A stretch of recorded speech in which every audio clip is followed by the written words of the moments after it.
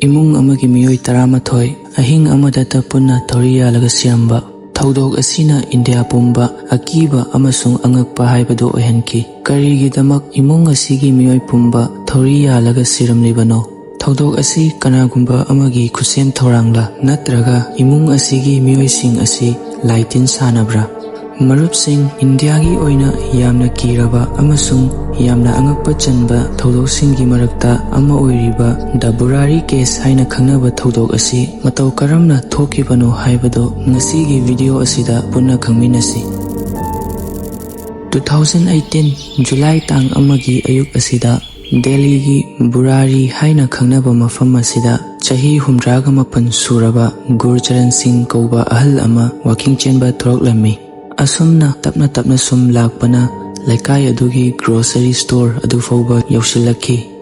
Grocery store adu nutigi ayuk pung 3 taba matamda matam chana adum hangbani. Adubu numit adudi hanglamde. Store adu laikai aduda leiriba Chundawat family haina khangnariba imung asigi store ni. Gurcharan Singh hairiba ahal asi Chundawat family asiga matam kuinadagi yumthangnaraga leminaraklaba ahal amani. Aduta nattana Chundawat family gi Miyoi amaga Gurcharan Singhga ayuk khudingisu walking adum chatminai. Adubu numit adudi Chundawat family gi Miyoi amata walking chenba thorakide. Ahal aduna phone tawbadasu kana amata pairakide. Masidagi Gurcharan Singhna Chundawat family gi imung asida lakpada Chundawat family gi imung asi thong londana leiramki. Gurcharan Singhna imung adugi miyoi sing adu tanaba mapandagi kauki. Adubu kana amata khumlakkide. Hanjin kayarak kaurafau kana amata khumlaktabadagi Gurcharan Singhna yum adugi thong adu inthoklaga changluba matamda yum adugi manungda oiramliba fibam adu ubada Gurcharan Singh akiba pakhatpana pikthanki. Khudakta police kauki. Laikai adugi mi kayasu yum adugi akoibada yumsilakki. Police laklaba matung changlaga yenglubada Chundawat family asigi miyoi 13 Punna Thouri Yallaga leiramki. Miyoi 10 amana punna mafam amada Thouri Yallamki. Aduga khwai ahal nupi aduna ka amada siraga taramki. Yalamliba miyoi 10 adu loina mamit punsilli. Manakungsu lasingna mensilli. Aduga makhutsu tunglomda loina punsilami. Thaudok asi karigidamak matau karamna thokibano haibasi khangdringaida Chundawat family asigi matangda hana khara khangminnakisi. Chundawat family asi asengbaidi Rajasthan dagini. Adubu 1999 dagi Delhi da leirakhi. Delhi da moigi plywood store amaga grocery store amaga sulai. Chundawat family asi yamna faba imung ama oi.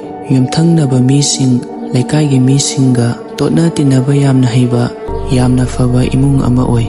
Aduga imung asi paisagi awatpasu paklaiti. Imung asigi khwai ahal oiriba miyoi asina chahi 65 surabi Narayani Devi kaubi nupi asini. Magi machanupa ani Bhuvnesh amadi Lalit. Aduga makhoi ani gi nupina Savita amadi Tina kawi. Narayani Devi gi mawa asi 2007 da lungs ki laina ama naraga laikide. Mahakna laikidabada imung asi yamna nungaitaba yamna waba haibadu oiki. Narayani Devi gi machanupi amasulai mamingna Pratibha kawi. Makhoi ahumgi makhada machasing sulai. Pratibha gi machanupi Priyanka. Bhuvnesh ki machanupi ahal Nitu. Machanupi atombi Meneka. Aduga machanupa ama Dhruv. Aduga Lalit ki machanupa Shivam kauba amagalai. Chundawat family gi miyoi pumnamak asi chahi 12 hena imung amadata punna laiminarai. Aduga itha thajadana imung asigi miyoi pumba ahing amadata Thouri Yallamliba asini. Police na imung adubu fajana yengsin thijinba matamda imung aduda huranba changlambagi amadi mapandagi kanagumba ama changlambagi mami ukhide. Yum adugi thong thongnau loina tek takaida matik chana leiramki. Aduta nattana yum adudagi sana lupa paisana chingbasu amata manglamde. Police na sum kupna thigalakpa matamda imung adudagi diary kaya ama fangki. Diary sing adu hangdoklaga pulisina yengluba matamda yamna kuiraba yamna liraba khuida thauram kaya ama iramba asi thengnaki. Iramliba sing adu achambadi amata natte, lai tingi wafam kaya amasu iramba thengnaki.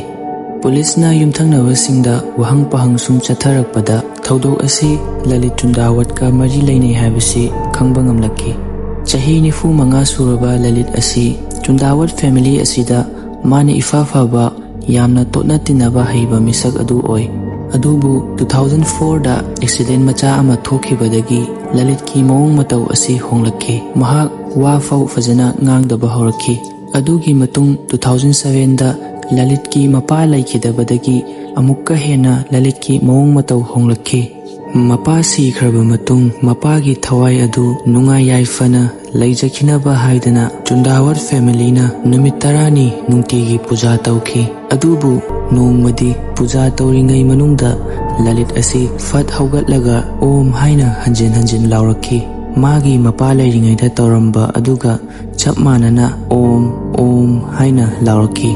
Adumna taurakpa aduda puja yauriba miyoi amana Lalitta kaidorage hangbada Lalitna asumna haraki. Mahaki manglanda laikhidraba mapa asi lai aduga mahak yam thuna amuk halaklani hairi haina Lalitna tammi. Lalit ki wafam adu tabada mipum khudimak angakpa haibadu oiki. Numit adugi matung nungtigi numidang pung 8 tarakpa matamda Chundawat family asi puja adum tauki. Marakta yumthangnaba mi kharasu adum puja adu yaubi. Numidangi pung 8 makhaimuk taraklabadi imung asigi miyoi sing asina laikhidraba mapa adu lakpa matam oire haina fau haina bahoraki. Pulisna Lalit ki phone asi tigalakpa matamda karigumba khara khangba ngamki. Madudi Lalit asi bot ki video gumba yamna yengi. Lighting gi topic ta interest yamna lai haibasi pulisna khangba ngamki. Aduga Lalit asi ayamba matamda mongfam marakta adum chatli haibasisu pulisna khangba ngamki. Imung asi awonba kaya ama laki. Hana sa nga charambasing adusu puja asi tawkhibadagi kana amata chakhidre mana masing khaktamak chaba horaki. Imung asi diary aduda iriba niti niyom adubu yam kupna follow tawba horaki. Diary sing adugi marakta diary amadadi yam mayak singna iri madudi imung asigi miyoi pumnamak asina Thouri Yallaba matung imung asida supernatural force ama changlakani aduga makhoi pumnamakpu kanbigani aduga imung asigi miyoi pumba asi amar ohenbigani haina iri. Amar haibasi yamna matik mayai chelaba siba naidraba adubuni. Thouri yangadaba numit 6 ni watlingaidagi imung asigi miyoi singna kari tawgadabano haibadusu diary asida mayak singna iri. Aroiba numitta niti niyom chumna Thouri asi yanabagi damakta. Thouri yanbagi matam asi Thursday natraga Sunday gi ahing pung 12 dagi ama fau asigi manungda oigadabani hainasu diary asida iri. Ngaklibadi yumthangnaba singna haibada diary aduda iriba khui adu Lalit ki handwriting natte hairi. Adu oirabadi diary aduda iriba sing adu sukuiraba matam asi kanana iribano. 2007 da sikhraba Lalit ki mapa Bhopal Singh na iba oidoribra. Police na CCTV thiglakpadasu Chundawat family na Thouri Yallamba numit adugi numidangda imung adugi nupi angang singna mapandagi Thouri amadi tools khara lairaga yumda pusinkiba asisu CCTV da uba fangki. Pusinkriba pochai adumak Thouri Yallambadasu sijanaki. Police ki investigation gi matung inna haibada Lalit Chundawat asi psychosis disorder hairiba laina asi naramba yai hairi. Psychosis disorder hairiba laina asi koki laina amani. Masida miyoiba asi taibangi asingba thaudosing asibu nathairaga wakhalda masagi oiba sangsar ama semgachaduna hingba asini. Police nadi asumnasu hairi. Chundawat family gi miyoi pumnamak asi share psychosis disorder naramba yai hairi. Share psychosis disorder hairiba asina family gi miyoi pumbana nariba patient adugi matau tamlakpa amadi yam naknana punna laiminabana maram oiraga patient aduna haiba pumba thajaba asini. Adubu Chundawat family gi punna miyoi 13 asi laina amana punna naminaraga siminabani haibasi thajaba yaribra. Miyoi kaya amanadi police ki theory asi yaningde. Asumna thaudok asigi wahang kaya asi paukum amata fangdana adum laikradra. Thaudok asina ngasi fauba Delhi amadi India masa pumba akiba angakpa haibado oihalli.